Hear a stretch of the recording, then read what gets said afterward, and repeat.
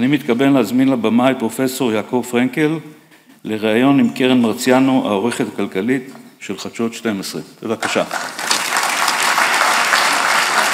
שלום, ערב טוב. ערב טוב, פרופסור פרנקל. ערב טוב, קרן. הנה שאלה שלא שאלתי אותך אף פעם בשידור. מה שלומך? התשובה שאת נתת לי בפעם האחרונה, לשאלה הזאת הייתה שלומי כשלום עמי.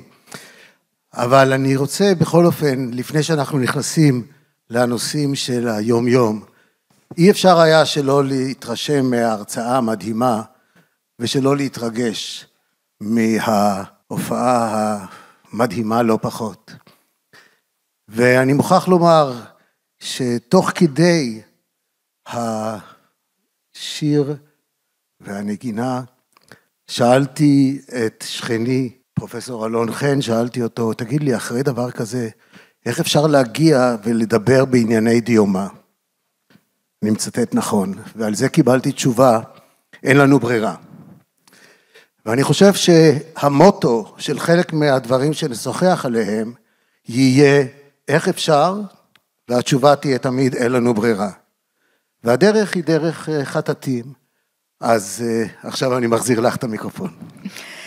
תראה, אני תכף נדבר על הביקורת שלך, ויש לך הרבה ביקורת על המצב, וגם על האתגרים הגדולים, גם בכלכלה העולמית וגם בישראלית, אבל אני בכל זאת רוצה לבטוח בטוב, יחסית.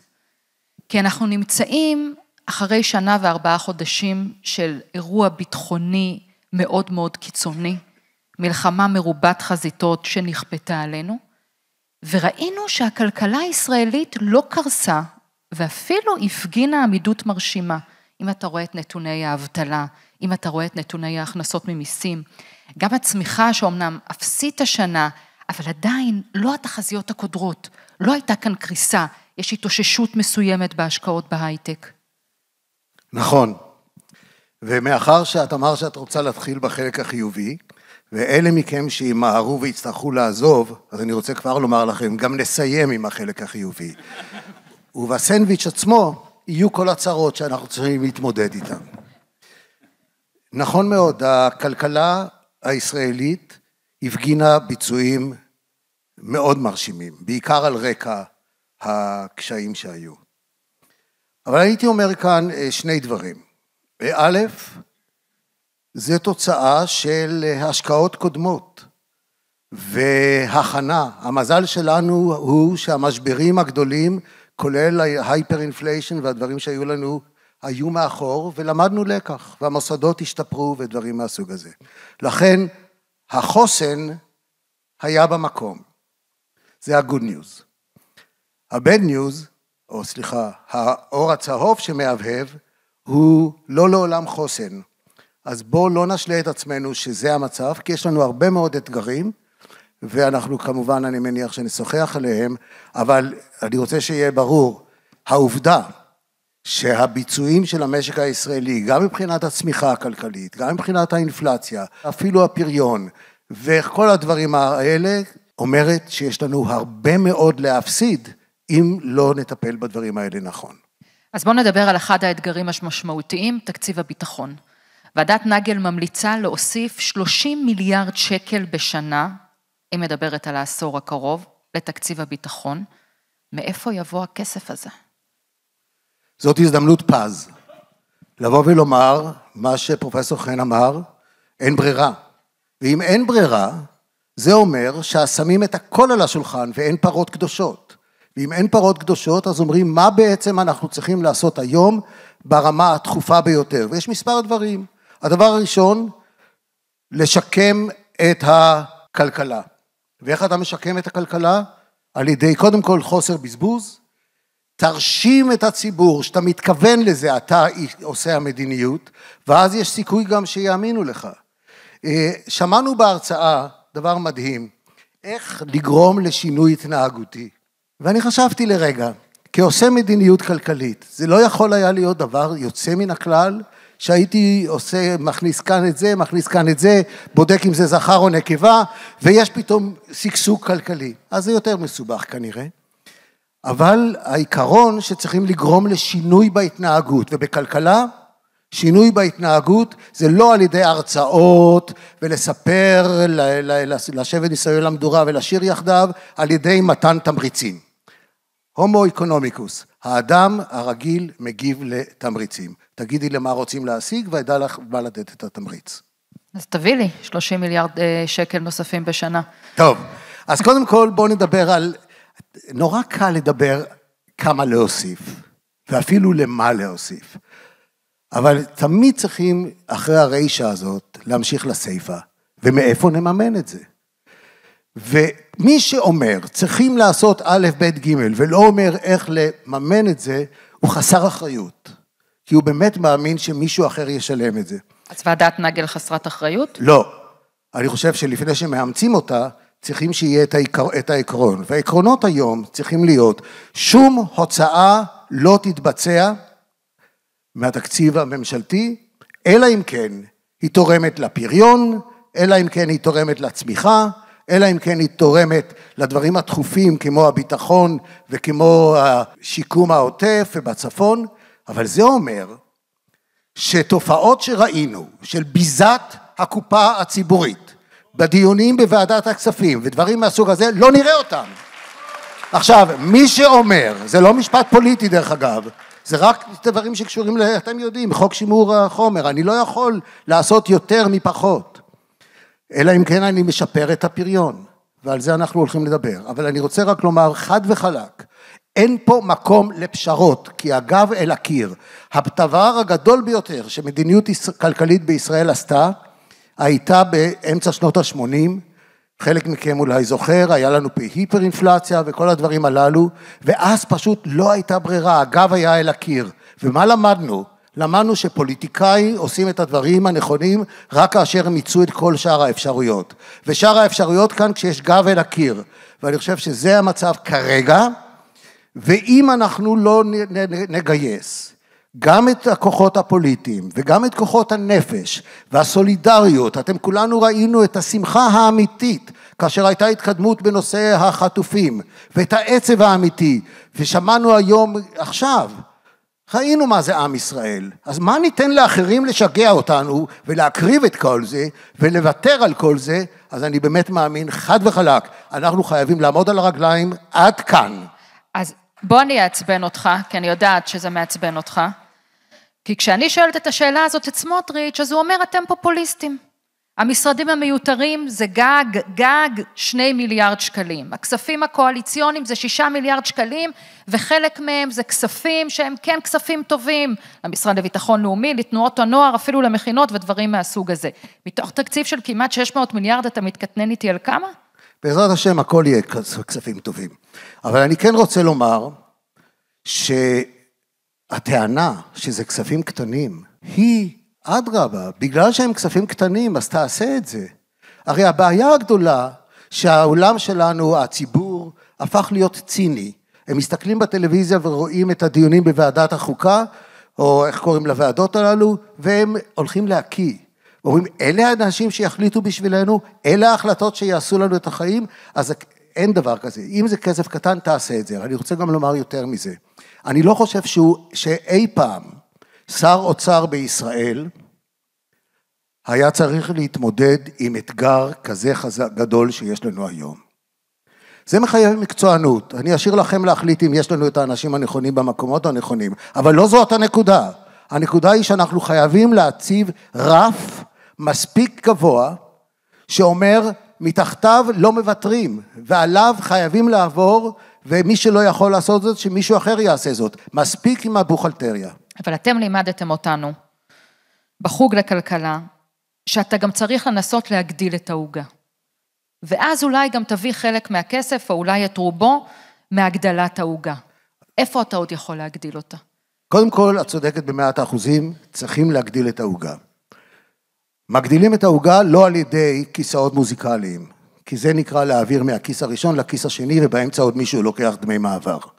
מגדילים את העוגה על ידי השקעה במחקר ופיתוח, על ידי הדברים שהמכון עושה, וכולם פה רתומים למטרה של המכון, כי מה זה המכון? למדע. בשביל מה צריך מדע? רק בשביל הפאן אופית? כדי להגדיל את העוגה. לצורך העניין הזה צריכים להתחיל במקום הרבה יותר קודם. אתם יודעים ש25% מהילדים שהולכים היום לכיתה א' לא ילמדו לימודי ליבה? וזה המגזר החרדי. אתם יודעים שעוד 25% מהמגזר הערבי הם מקבלים חינוך של העולם השלישי? אז איך אנחנו נצפה שהם יישאו על גבם את הכלכלה ואת המדינה ואת המדע בשנים הקרובות? ואז אומרים לי, אבל יש לנו פרסי נובל. אז תשאלו את אותם חתני פרסי נובל. הם חיו מהעדים של ההשקעות הקודמות. אני לא רואה היום שזה הולך לקרות, ואם יש זה נהדר, אבל זה תמיד הקומץ.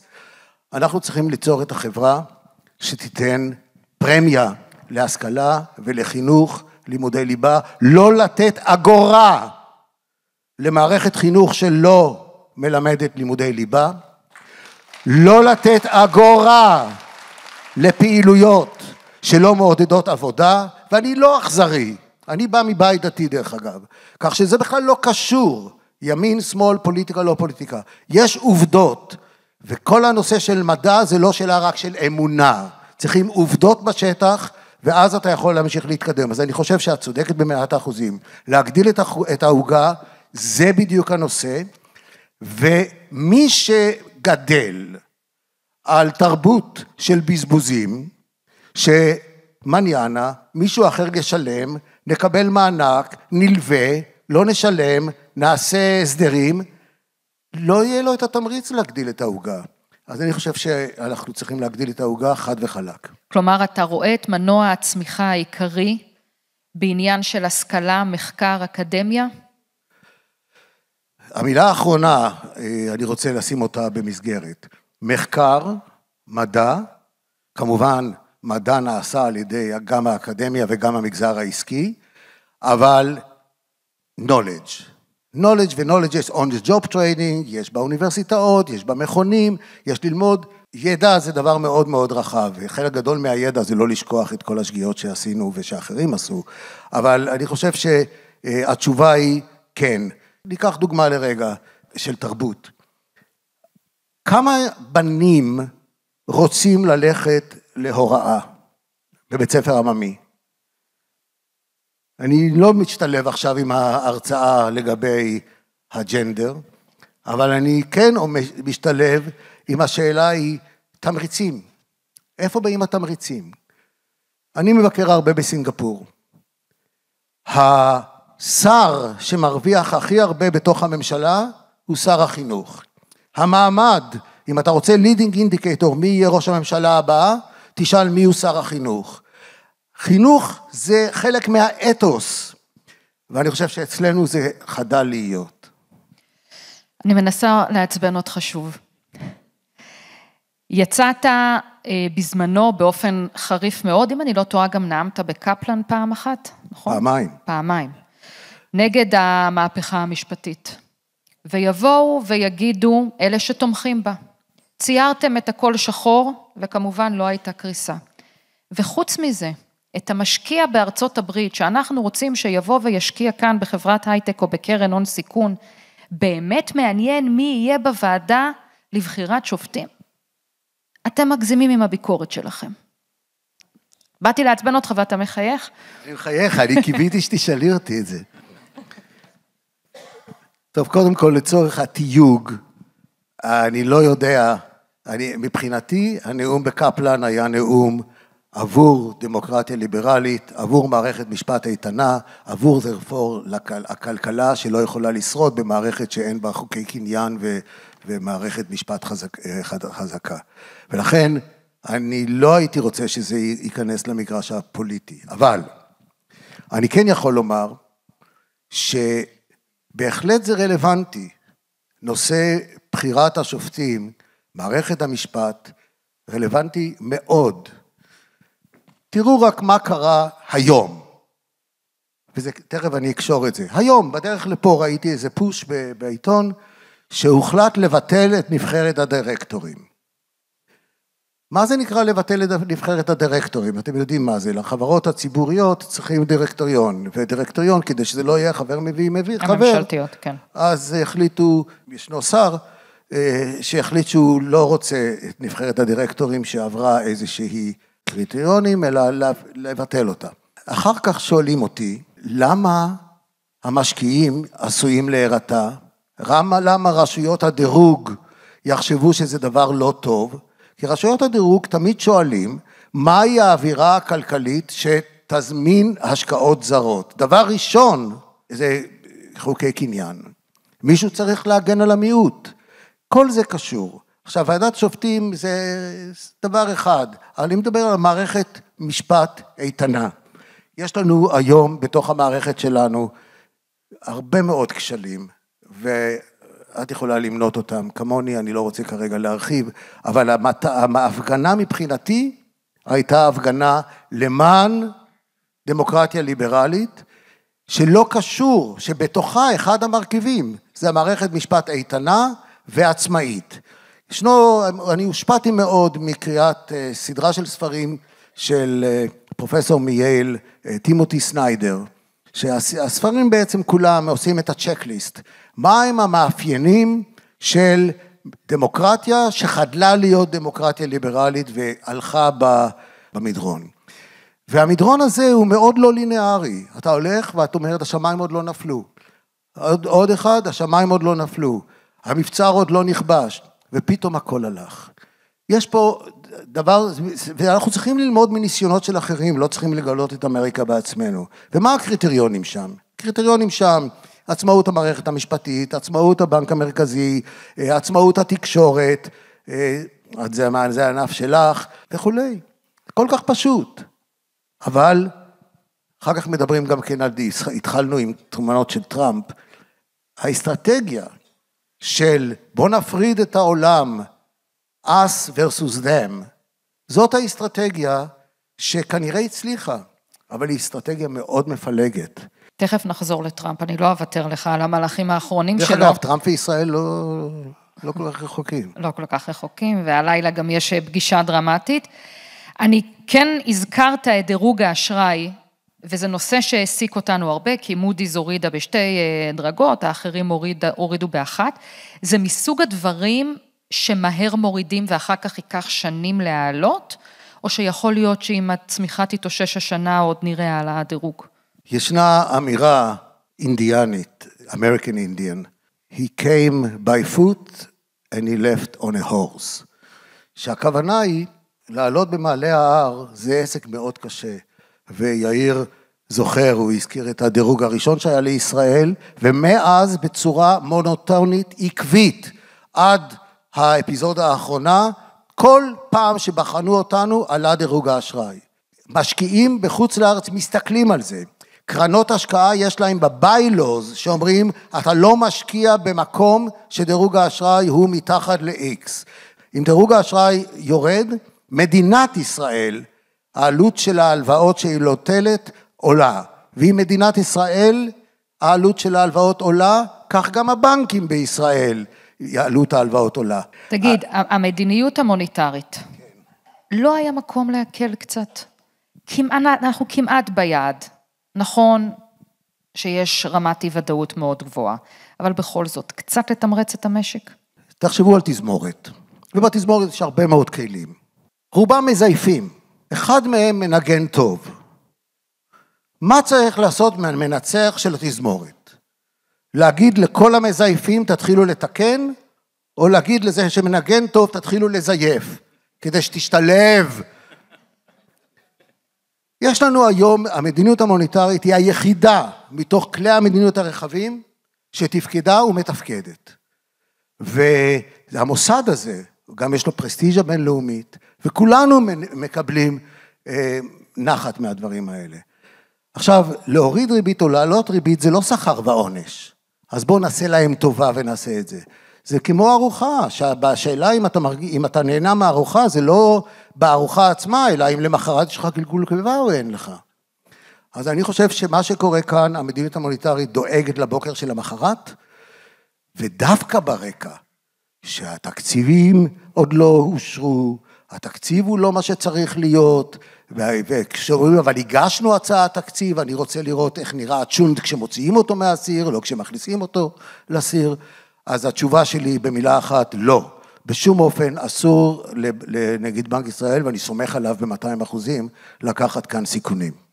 הזכרת את טראמפ, ואני חייבת לשאול אותך, נושא שמעסיק מאוד את העולם, בעצם מלחמת הסחר שנפתחה. עכשיו הוא קצת הקפיא בחודש, מול סין זה נכנס לתוקף, קנדה ומקסיקו מקפיא בחודש, זה מהלך מסוכן בעיניך? מאוד. נתחיל לרגע אחורה. אין תיאורמה בכלכלה שיש לגביה כזאת תמימות דעים בין המקצוענים, כמו סחר. כאשר תשאלו כל סטודנט שנה א', וזה שגם המשיך הלאה, יגיד לך, סחר תמיד עדיף על צמצום סחר, וחומות של מכסים יש להם הרבה עיוותים במערכת, הם מעלים את המחיר לצרכן, הם יעלו לכן את יוקר המחיה, הם גם כונסים את היצרן, בגלל שבסופו של דבר עלויות של חומרי הגלם, אתה משלם עליהם גם כן מכס, והם גם כן בעולם שהוא כל כך אינטרדיפנדנט, כל כך עם תלות כזאת הדדית, המטרה צריכה להיות איך להפנים את האקסטרנליטיז ולא איך לגרום לפיצול. אז אני חושב שבנושא הזה ישנה הסכמה גדולה בין המקצוענים.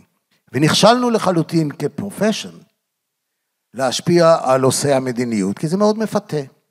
אתה לא צריך להצביע בכנסת להעלאות מיסים, כי המיסים גלומים בדברים אחרים, ואתה בעצם מצייר את זה כהגנה על תוצרת הארץ. במילים אחרות, כדי לדעת מה ההשפעה השלילית של כל זה, מעבר לסיסמאות ולהגיד, קראנו את דיוויד ריקרדו, והוא הסביר לנו פעם ש-free trade is better than no trade, נעשה ניסוי מעבדתי. בסוף שנות ה-20, בראשית ה-30, היה סנאטור וקונגרסמן בארצות הברית, אחד בשם סמוט והשני בשם הולי, והם החליטו להיטיב עם היצרן האמריקאי ולהגן עליו ולהטיל את מה שקרוי the Smoot-Hawley tariff. והעלו מכסים across the board. הפעם הבאה שהם קראו את העיתון, הם קראו על ה-Great Depression. זה היה הטריגר המרכזי למשבר הגדול, שהביא לעיוות טוטלי ביציור וכדומה. למה זה קשה להסביר? בגלל שבכלכלה אתה לוחץ כאן על הבלון ופתאום הוא מתנפץ שם, וקשה להבין, ואם אתה לא מכיר את המודל, מה גרם לשינוי ההתנהגותי. אבל זה המשמעות של מדע. אבל אני כן רוצה להקשות עליך. אתה אומר, זה כישלון של אנשי המקצוע שלא תמיד מצליחים להשפיע על קובעי המדיניות. אבל אומר טראמפ, יש לי גירעון מאוד גדול במאזן המסחרי, וכן אני רוצה קצת להטות אותו לטובתי, בעיקר מול סין, וכן אני רוצה יותר להביא לכאן מקומות ייצור, לייצר כאן מקומות ייצור, ואם אני לא אעשה את זה בתחילת הקדנציה, אני בטח אתקשה לעשות את זה בסוף. הדבר היחידי שאני מסכים, זה שמה שאתה לא עושה בתחילת הקדנציה, לא תוכל לעשות. אבל עדיין אנחנו צריכים לבחור שתעשה את הדברים הנכונים. עוד תיאורמה בכלכלה. בעולם מלטילטרלי, במקרה דנן למעלה מ100 מדינות, יש 116 מדינות שארצות הברית סוחרת איתם, עם כולם יש לה גירעון מסוים. בעולם מלטילטרלי, מדיניות בילטרלית לא תצליח. אתה רוצה למשל לעשות משהו מול סין, ואתה שם מכס רק על סין, תשכח מזה. אז הם ילכו דרך הודו, או דרך משהו אחר, או דרך רוסיה. אותו דבר מה שקרה לסנקציות של אירופה, שעשו סנקציות נגד רוסיה, ורק השאירו את הקופה של הרוסים, כי הם נהנו מזה, כי הסינים שילמו יותר וכולי. אז התיאורמה היא חשובה מאוד. בעולם מלטילטרלי, אם אתה רוצה שיהיה לך אפקט, תעשה across the board. אחרת, אם אתה רק עושה את זה בילטרלי, לא תצליח לעשות את מה שאתה רוצה. ומה שהוא רוצה לעשות, היום רבע מהסחר של ארצות הברית, בעצם 20 וכמה אחוזים, זה מקסיקו וקנדה. יותר אפילו מרבע. ואתה שואל את עצמך, מה הסיפור? הרי כשאתה מטיל מכס, אז אתה מעלה את המחיר לצרכן, אבל אתה מייקר את התשומות ליצרן. ובסוף, אם יש לך interdependencies, זה באמת יזיק, זה lose. כי בסוף העולם הוא מאוד עם תלות הדדית, ובגלל שהתלות היא מאוד מסובכת, הגרף הזה שראינו את הרשת, זה understatement למה שקורה בעולם, יש לך כל כך הרבה קשרים הדדיים, ואל תשלה את עצמך שאתה יכול לטפל בכל הרשת על ידי כפתור אחד. אני חושב שזאת תהיה שגיאה, ועכשיו, אנשים אומרים היום, אתם זוכרים מי שראה את זה או לא, הוא איים אתמול שהוא יטיל את המכס כך וכך, על מקסיקו ועל קנדה, למחרת הוא כבר הקפיא את זה, ואז כבר אנשים אומרים איזה גאון במשא ומתן, יכול להיות. אני הייתי קורא לזה עדיין מהמר, אבל נראה מה שיצא בסוף. תודה רבה לך, פרופסור יעקב פרנקל, תודה לכם.